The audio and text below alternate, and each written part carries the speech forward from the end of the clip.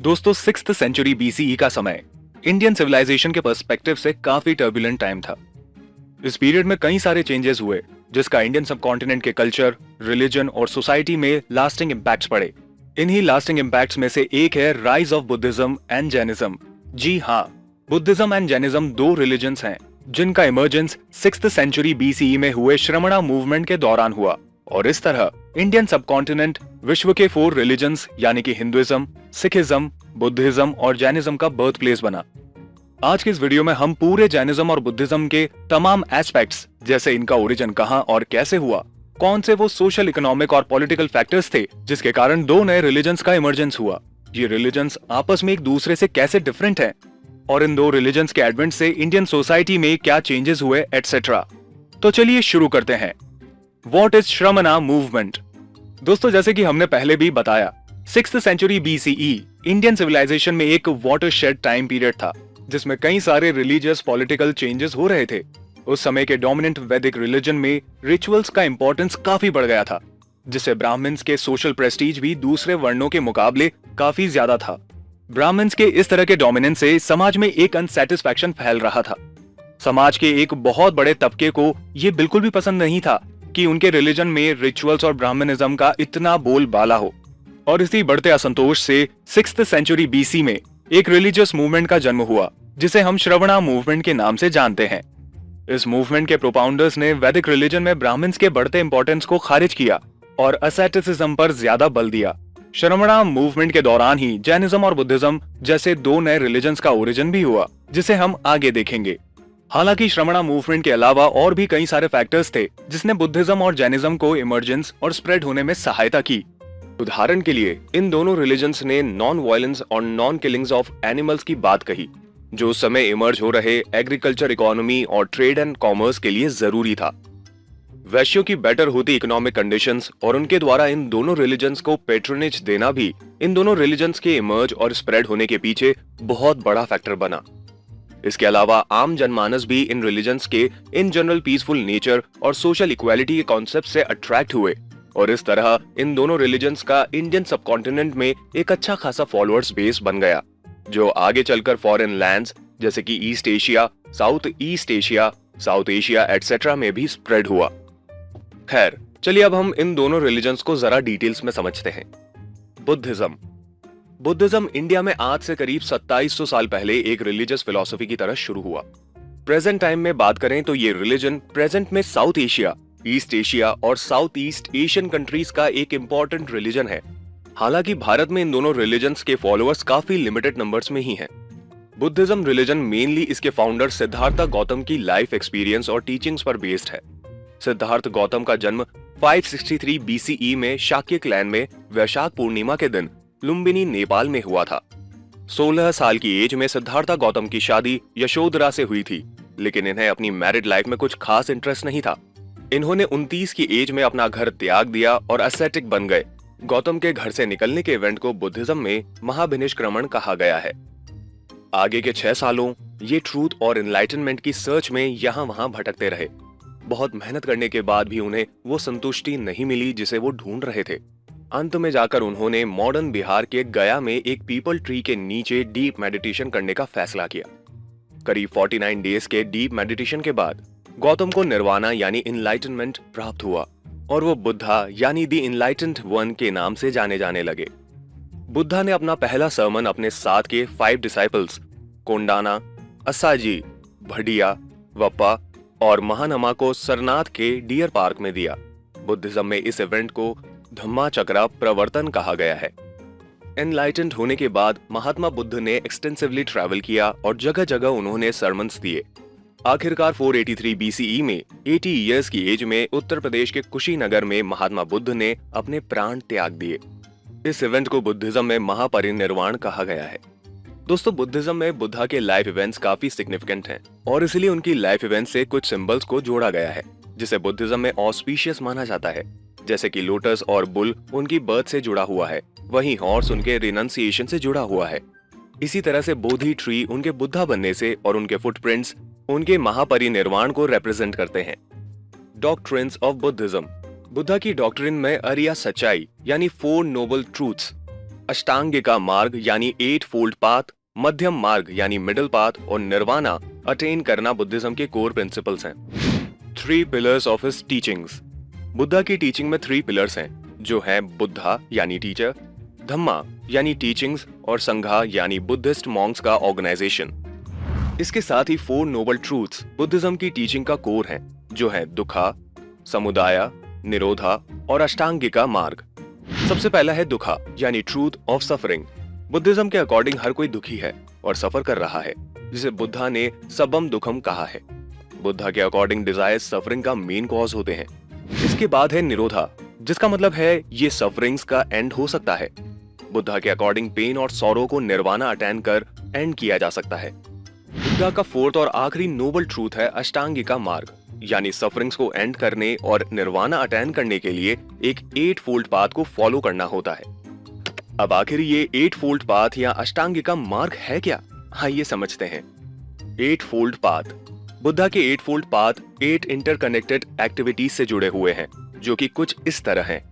First है right vision, यानी हर किसी को अपने विजन सही रखनी चाहिए। यहाँ विजन का मतलब है चीजों को सही पर्सपेक्टिव में देखना। सेकंड है राइट थॉट या right attitude. Right thought emotional intelligence को सिग्निफाई करता है। थर्ड है right speech. Right speech truthful, clear और अनहार्मफुल कम्युनिकेशन के कॉन्टेक्स्ट में कहा गया है। फोर्थ है राइट एक्शन। राइट एक्शन के अंडर वायलेंस कमिट ना करना, दूसरों की प्रॉपर्टी को अनएथिकली अक्वायर ना करना, झूठ ना बोलना और इंटॉक्सिकेंट्स का यूज ना करना जैसे एक्शंस को रिकमेंड किया गया है। दोस्तों, फिफ्थ है राइट लाइवलीहुड, जो एथिकल प्रिंसिपल्स, नॉन एक्सप्लॉयटेशन और करेक्ट एक्शन के बेसिस पर लाइफ जीने के बारे में कहता है। 8 फोल्ड पाथ में 6th है राइट एफर्ट। राइट एफर्ट अपनी लाइफ एनर्जी को ट्रांसफॉर्मेटिव पाथ की तरफ डायरेक्शन देने के लिए कहा जाता है। 7th है राइट माइंडफुलनेस। इसका मतलब है कि खुद के बिहेवियर और खुद को जानना। बुद्धा कहते हैं कि if you hold yourself dear, watch yourself well. और 8 फोल्ड पाथ में आखिरी पाथ है राइट कंसंट्रेशन। इसमें बुद्धा मेडिटेशन और कंसंट्रेशन के सिग्निफिकेंस को अंडरस्कोर करते हैं। बुद्धा ने अपनी टीचिंग्स में अपने फॉलोअर्स को वर्ल्डली प्लेजर्स से दूर रहने और एक्सट्रीम एब्स्टिनेंस और एसेटिसिज्म से भी परहेज करने की बात कही है। उन्होंने मिडिल पाथ यानी मध्यम मार्ग का कॉन्सेप्ट दिया, जिसमें ना ही एक्सट्रीम एसेटिसिज्म हो, ना ही वर्ल्डली प्लेजर्स के साथ एक्सट्रीम इंडल्जेंस। बुद्धा कहते हैं कि अगर कोई पर्सन 8 फोल्ड पाथ फॉलो करेगा तो वो निर्वाणा अटेन कर सकता है। बुद्धा की टीचिंग्स का अल्टीमेट एम है निर्वाणा, जो कि एक पाली वर्ड है जिसका मतलब है डिजायर्स के मोह से फ्री हो जाना। निर्वाणा से desires, greed, hatred, ignorance, attachments और ईगो एटसेट्रा जैसी नेगेटिव सेंटिमेंट्स एक्सटिंक्ट हो जाती है। बुद्धिज्म फिलॉसफी में निर्वाणा इसी ह्यूमन लाइफ में अचीव किया जा सकता है, जबकि अदर रिलीजन्स में निर्वाणा यानी मोक्ष लाइफ के एंड होने के बाद ही मिलता है। बुद्धिज्म वैसे तो कर्मा के ट्रांसमाइग्रेशन को एक्सेप्ट करता है, लेकिन गॉड के एग्जिस्टेंस को डिनाई करता है और सोल को बस एक मिथ मानता है। Buddhist texts. दोस्तों, बुद्धा की टीचिंग ओरल फॉर्म में थी। वो जहां भी गए वहां उन्होंने सर्मन्स में बुद्धिस्ट प्रिंसिपल्स प्रीच किए। मॉन्क्स के संघों द्वारा उनके दिए टीचिंग्स को मेमोराइज किया गया और बाद में इन प्रिंसिपल्स को कई सारे टेक्स्ट्स में लिखा गया। बुद्धा के महापरिनिर्वाण के तुरंत बाद 483 BCE में फर्स्ट बुद्धिस्ट काउंसिल कन्वीन किया गया, जिसमें बुद्धा की ओरिजिनल टीचिंग्स को ऑथेंटिकेट करके रिटन फॉर्म में रिकॉर्ड किया गया। और इसी तरह बुद्धिस्ट टेक्स्ट्स, जिसे पिताकास भी कहा जाता है, वो एग्जिस्टेंस में आए। बुद्धिज्म में इन पिताकास को सेक्रेट माना जाता है और इनकी संख्या 3 है, जो इस प्रकार है। पहला सुत्त पीटक, दूसरा विनय पीटक, तीसरा अभिधमा पीटक। सुत्त पीटक में मेनली बुद्धा के ओरिजिनल टीचिंग्स, सर्मन्स एटसेट्रा का रिकॉर्ड रखा गया है। सुत्त पीटक फर्दर को कई निकायास में भी डिवाइड किया गया है, जैसे कि अंगुटर निकाया, दिघा निकाया, संयुत्ता निकाया, मझिमा निकाया और खुदा का निकाया। इसी तरह विनय पिटक में भी मोनास्टिक मॉन्क्स और नन्स के लिए रूल्स और code of conduct, discipline etcetera बताए गए हैं। आखिरी पीटक यानी कि अभिधम्मा पीटक में बुद्धा की टीचिंग्स की बुद्धिस्ट विद्वानों द्वारा फिलोसॉफिकल एनालिसिस की गई है। लेकिन ये बुद्धिस्ट काउंसिल्स आखिर कहां और किनके द्वारा ऑर्गेनाइज किया गया है, आइए समझते हैं। Buddhist councils. दोस्तों, अर्ली बुद्धिज्म को पॉपुलर और स्प्रेड करने में बुद्धिस्ट काउंसिल्स ने एक मेजर रोल प्ले किया। इन काउंसिल्स में सेक्टेरियन क्लैशेस भी हुई, जिसे बाद में कुछ मेजर बुद्धिस्ट स्कूल्स इमर्ज हुए। आइए इन काउंसिल्स को एक एक करके देखते हैं। फर्स्ट काउंसिल, बुद्धा के महापरिनिर्वाण के तुरंत बाद ये काउंसिल ऑर्गेनाइज किया गया।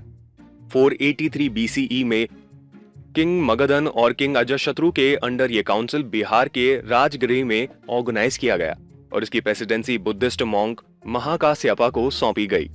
इस काउंसिल का मेन ऑब्जेक्टिव था महात्मा बुद्ध द्वारा दिए गए टीचिंग्स को कोडिफाई करना और मॉन्क्स और नन्स के लिए एक कोड ऑफ कंडक्ट तैयार करना। Second council, Buddhist second council 383 BC में बिहार के वैशाली में किंग कालासोका के अंडर ऑर्गेनाइज किया गया था और इसकी प्रेसिडेंसी मॉन्क सबा कमी ने की थी। थर्ड काउंसिल, इसी तरह बुद्धिस्ट थर्ड काउंसिल 250 बीसी में बिहार के पाटलिपुत्र में ग्रेट मौर्यन किंग अशोका द्वारा ऑर्गेनाइज की गई थी और इस काउंसिल की प्रेसिडेंसी ओगलीपुता तीसा ने की थी। इस बुद्धिस्ट काउंसिल का मेन ऑब्जेक्टिव था संघा में करप्शन रिलेटेड इश्यूज को एड्रेस करना। त्रिपिटकास में थर्ड पिटाका यानी अभिधम्मा पिटाका का कॉम्पाइलेशन इसी काउंसिल के दौरान हुआ। फोर्थ काउंसिल, फोर्थ और आखिरी बुद्धिस्ट काउंसिल 72 एडी में कुंडवलन कश्मीर में कुशान एम्पायर के किंग कनिष्क ने ऑर्गेनाइज किया। वसुमित्रा ने इस काउंसिल को प्रेसीड किया और अश्वाघोषा इनके डेप्यूटी थे। इस काउंसिल में बुद्धिज्म दो सेक्ट्स यानी महायाना और हिनायाना में डिवाइड हो गया। दोस्तों, जैसे कि हमने पहले बताया कि इन काउंसिल्स में डिफरेंट सेक्ट्स के मॉन्क्स ने एक दूसरे का विरोध किया और आगे चलकर बुद्धिज्म के कई सारे डिफरेंट स्कूल्स भी इमर्ज हुए। इनमें से सबसे मेजर स्कूल्स थे महायाना बुद्धिज्म और Hinayana Buddhism. Mahayana school of Buddhism, ये बुद्धिज्म के दो मेन स्कूल्स में पहला स्कूल है। महायाना एक संस्कृत वर्ड है जिसका मतलब होता है द ग्रेट व्हीकल। ये स्कूल बुद्धा के आइडल वर्शिप को सपोर्ट करता है, बुद्धा के हेवनलीनेस में बिलीव करता है। इसका ओरिजिन नॉर्दर्न इंडिया और कश्मीर में हुआ और ये वहीं से सेंट्रल एशिया, ईस्ट एशिया और साउथ ईस्ट एशिया के कुछ पार्ट्स में स्प्रेड हुआ। चाइना, तिब्बत, कोरिया और जापान के ज्यादातर बुद्धिस्ट स्कूल्स महायान ट्रेडिशन को बिलोंग करते हैं। हिनायाना बुद्धिज्म का दूसरा मेन स्कूल है हिनायाना, जिसका मीनिंग है लेसर व्हीकल। ये स्कूल बुद्धा की ओरिजिनल टीचिंग्स में बिलीव करता है। ये स्कूल बुद्धा की आइडल वर्शिप नहीं करता और मेडिटेशन और डिसिप्लिन के थ्रू इंडिविजुअल सैल्वेशन को अटेंड करने पर एम्फसाइज करता है। हिनायाना के अंदर ही एक और सेक्ट है थेरावदा। थेरावदा बुद्धिज्म का एंशिएंट एंशिएंट ब्रांच है। ये बुद्धा की टीचिंग्स के सबसे क्लोज है। ये स्कूल श्रीलंका में डेवलप हुआ और वहां से ये साउथ ईस्ट एशिया में स्प्रेड हो गया। आज Theravada Cambodia, Laos, Myanmar, Sri Lanka और थाईलैंड में एक डोमिनेंट रिलीजन है। इन सब के अलावा वज्रायना और जैन बुद्धिज्म दो और मेजर बुद्धिस्ट स्कूल्स हैं। वज्रायन को तांत्रिक बुद्धिज्म के रूप में जाना जाता है। इस बुद्धिस्ट स्कूल का डेवलपमेंट 900 सीई में तिब्बत रीजन में हुआ। ये स्कूल दूसरे बुद्धिस्ट स्कूल के कंपैरिजन में ज्यादा कॉम्प्लेक्स रिचुअल से भरा हुआ है। बुद्धिस्ट स्कूल में लास्ट मेजर स्कूल है Jain school of Buddhism. Jain Buddhism ये महायाना बुद्धिज्म का एक पार्ट ही है जो चाइना में तांग डायनेस्टी के रेन के दौरान ओरिजिनेट हुआ था। 7th सेंचुरी आते आते ये जापान तक स्प्रेड हो गया और मेडिटेशन इस बुद्धिस्ट ट्रेडिशन का सबसे बड़ा कैरेक्टरिस्टिक फीचर है। दोस्तों, यहाँ तक हमने बुद्धिज्म और इससे जुड़ी चीजों के बारे में डिस्कस किया। अब आइए जैनिज्म एक एंशिएंट रिलीजन है जो नॉन वायलेंस के थ्रू लिबरेशन, स्पिरिचुअल प्योरिटी और एनलाइटनमेंट अचीव करने का पाथ डिफाइन करता है। इस रिलीजन को 6th सेंचुरी बीसीई में लॉर्ड महावीरा द्वारा प्रोपगेट किया गया था। जैनिज्म के अकॉर्डिंग समय समय पर 24 ग्रेट टीचर्स ने अवतार लिए और उन्हें तीर्थंकार कहा गया। महावीरा 24th तीर्थंकार माने जाते हैं और सबसे पहले तीर्थंकार ऋषभनाथ माने जाते हैं। तीर्थंकार ऐसे लोग होते थे जिन्होंने जिंदा रहते हुए मोक्ष अचीव कर लिया हो, यानी जिन्होंने सारी नॉलेज अटेन कर ली हो। तीर्थंकार अपनी सेंसेस पर एब्सोल्यूट कंट्रोल कर चुके होते हैं, इसीलिए इन्हें जीना भी कहा जाता है। जीना का मीनिंग होता है कॉन्कर। इनफैक्ट जैन वर्ड जीना वर्ड से ही बना है। लॉर्ड महावीरा, दोस्तों ऋषभनाथ को जैनिज्म का फाउंडर माना जाता है, लेकिन लॉर्ड महावीरा ने जैनिज्म को एक कंप्लीट रिलीजन की फॉर्म में असेंबल किया और इसके रियल फाउंडर कहलाए। महावीरा का जन्म 540 बीसी में वैशाली के नियर सिचुएटेड एक विलेज कुंदग्रामा में हुआ था। ये जंत्रिका क्लैन के प्रिंस थे जिसका रिलेशन मगध की रॉयल फैमिली से था। 30 इयर्स की एज में इन्होंने अपना घर त्याग दिया और असेटिक बन गए। 12 इयर्स तक ऑस्टेरिटी प्रैक्टिस करने के बाद इन्हें हाईएस्ट स्पिरिचुअल नॉलेज केवल्य की प्राप्ति हुई। 42 इयर्स की एज में इन्होंने अपना पहला सर्मन पावा में दिया और 72 इयर्स की एज में 468 बीसी में पावपुरी में इन्होंने अपना शरीर त्याग दिया। महावीरा ने वैदिक कल्चर के प्रिंसिपल्स को रिजेक्ट कर दिया। इनका मानना था कि यूनिवर्स नेचुरल फिनोमेना का आउटकम है और गॉड की एग्जिस्टेंस को डिनाई कर दिया। हालांकि इनका मानना था कि हर कोई अपने कर्मा के अकॉर्डिंगली ही पनिश्ड होगा या रिवॉर्ड किया जाएगा। Tenets of Jainism. Jainism mainly soul की लिबरेशन अटेन करने के लिए एम करता है, जिसमें किसी तरह के रिचुअल्स रिक्वायर्ड नहीं होते। इसके 3 प्रिंसिपल्स हैं, जिन्हें 3 जूल्स या 3 रत्न कहा जाता है, जिसके थ्रू लिबरेशन अटेन किया जा सकता है। सोल की लिबरेशन के लिए जैन एथिक्स को तीनों जूल्स को फॉलो करना इंपॉर्टेंट होता है। ये जूल्स है सम्यक दर्शन, राइट फेथ, सम्यक ज्ञान, राइट नॉलेज, और सम्यक चरित्र, राइट कंडक्ट। सम्यक दर्शन का मतलब है प्री कंसीव्ड नोशंस, सुपरस्टिशंस को अवॉइड कर थिंग्स को करेक्टली देखना। वहीं सम्यक ज्ञान का अर्थ है यूनिवर्स के बारे में प्रिसाइज और एडिक्वेट नॉलेज का होना, और सम्यक चरित्र का अर्थ है स्वयं को इम्प्योर थॉट्स और एटीट्यूड से लिबरेट करना। दोस्तों, जैनिज्म के अकॉर्डिंग त्रिरत्न को अकम्प्लिश करने के लिए 5 महाव्रत फॉलो करना जरूरी होते हैं, जो हैं अहिंसा, नॉन वायलेंस, सत्य, ट्रूथ, अस्तेय, नॉन स्टीलिंग, ब्रह्मचर्य, चेस्टिटी, और अपरिग्रह, नॉन अटैचमेंट। अहिंसा जैनिज्म का फंडामेंटल एस्पेक्ट है। जैनिज्म के अकॉर्डिंग किसी भी लिविंग बीइंग को another living being including animals, plants और इंसेक्ट्स को किल या हर्ट करने का राइट नहीं है। जैनिज्म के अकॉर्डिंग किसी भी पर्सन को हमेशा सत्य बोलना चाहिए। ऐसे लोग जिन्होंने अपनी ग्रीड, फियर, एंगर और ईगो को जीत लिया हो, वही सत्य बोल सकते हैं। वहीं अस्तेया के अकॉर्डिंग जैनिज्म रॉबिंग या दूसरे की प्रॉपर्टी को अनएथिकली ग्रैब करने के अगेंस्ट है। यहाँ तक कि अगर कोई अपनी नीड से ज्यादा किसी से हेल्प या डोनेशन लेता है तो वो भी जैनिज्म में अस्तेया का उल्लंघन माना जाता है। दोस्तों, ब्रह्मचर्य का मीनिंग है खुद को किसी भी तरह के सेंसुअल प्लेजर से रिफ्रेन करना। जैनिज्म सेंसुअल प्लेजर के थॉट्स को भी प्रोहिबिट करता है। और अपरिग्रह के अकॉर्डिंग जो भी पर्सन स्पिरिचुअल लिबरेशन सीख कर रहा है, उसे अपने सभी पोजेशंस जो उसके 5 सेंसेस को प्लीज करते हैं, उनसे दूर होना कंपलसरी है। जैनिज्म के अकॉर्डिंग इन 5 महाव्रत से किसी पर्सन को कैवल्य मिल सकता है। Schools of Jainism. दोस्तों, महावीरा की डेथ के 200 इयर्स के बाद मगध में फैमिन पड़ा, जिसे वहां जैन्स का एक ग्रुप जैन मॉन्क भद्रबाहु की लीडरशिप में साउथ इंडिया को माइग्रेट कर गए। इससे जैन रिलीजन साउथ इंडिया में भी स्प्रेड हुआ। 12 इयर्स लॉन्ग फैमिन में साउथ इंडिया के Jain monk groups strict practices को कंटिन्यू करते रहे। वहीं मगध के मॉन्क्स ने लैक्स एटीट्यूड अडॉप्ट किया और व्हाइट क्लोथ्स वियर करने लगे। फैमिन के एंड में साउथ के जैन मॉन्क्स का ग्रुप वापस मगध रिटर्न हुआ। इन दोनों ग्रुप्स की प्रैक्टिसेस में आए डिफरेंस ने जैन रिलीजन को 2 सेक्ट्स में डिवाइड करवा दिया, श्वेतांबर और दिगंबर। दिगंबर जैन कंप्लीट न्यूडिटी में बिलीव करते हैं और मेल मॉन्क्स कोई भी क्लोथ वेयर नहीं करते। वहीं nuns unstitched plain white sari wear करती हैं। दिगंबर 5 महाव्रत को फॉलो करते हैं और इस स्कूल का मानना है कि विमेन्स लिबरेशन अचीव नहीं कर सकती हैं। भद्रबाहु को इस सेक्ट का एक्सपोनेंट माना जाता है, जो मगध फैमिन के टाइम पर साउथ इंडिया में मॉन्क्स को लेकर गए थे। दिगंबर सेक्ट भी बाय द टाइम कई सब सेक्ट में डिवाइड हुआ, जिनमें कुछ के नाम है मूला संघ, बिस्पंथा, तेरापंथा, समय पंथा एटसेट्रा। वहीं अगर बात की जाए श्वेतांबर स्कूल की, तो श्वेतांबर इस सेक्ट के मॉन्क्स 5 महाव्रत में से सिर्फ 4 महाव्रत ही फॉलो करते हैं। ये सेक्ट ब्रह्मचर्य को फॉलो नहीं करता है। इस सेक्ट में ये माना जाता है कि विमेन्स भी लिबरेशन अचीव कर सकती हैं। ये मॉन्क्स व्हाइट क्लोथ्स वेयर करते हैं, इसलिए इन्हें श्वेतांबर कहा जाता है। स्थूल भद्र को इस सेक्ट का एक्सपोनेंट माना जाता है। इसके भी कई सबसेक्ट्स हैं, जैसे कि मूर्ति पूजक, स्थानकवासी, तेरापंथी एटसेट्रा। जैन लिटरेचर। दोस्तों, अगर जैन लिटरेचर की बात करें तो इससे 2 मेजर कैटेगरीज में डिवाइड किया जाता है, अगम और नॉन अगम।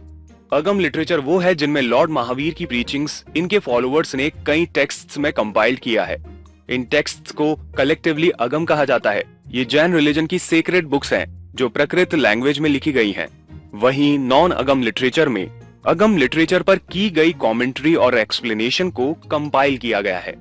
इसके साथ ही नॉन अगम में एल्डरली मॉन्क्स और नन्स के इंडिविजुअल वर्क को भी कंपाइल किया गया है। ये टेक्स्ट्स प्रकृत, संस्कृत, हिंदी, इंग्लिश, जर्मन जैसी कई लैंग्वेजेस में कंपाइल्ड किए गए हैं।